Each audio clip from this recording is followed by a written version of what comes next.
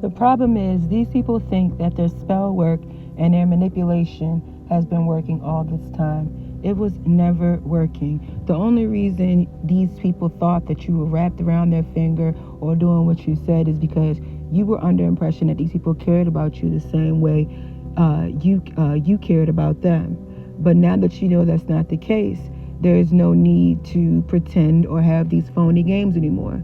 So they're thinking that their spell work and their manipulation tactics and them going to the hoodoo, voodoo, whoever man to do this energy work is not working just because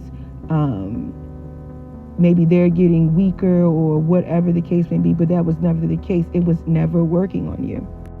And the only reason why some things had the imagination that it was working on you, maybe something bad happened to you, is because God allowed it to look like that's what was going on. So that when it was time for you to depart from these people, when you finally got the notion to ask God, why is this happening? What is this going on? What's the reason? God could clearly tell you, and you would be able to put the dots together. And that's the only reason why it seemed like to them that their evil and manipulative tactics were working. But it was never working. God was just putting you in position so that when it was time for it to be shown, you can say, that does make sense. That is why that happened. But nothing ever really worked. They were never strong enough. They were never doing anything that God allowed you to hear. That's why you're still here and everything is always going to be copacetic for you.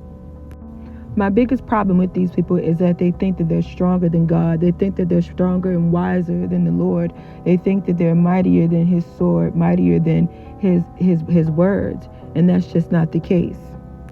So if you have things going on in your life and you can't explain what the reason is, please sit down and take some time and ask God why these things are happening. Because I'm telling you right now, there's probably someone around you that is not worthy of your blessings, not worthy of the person that you are, and that God needs to show you that through allowing these little missteps to happen.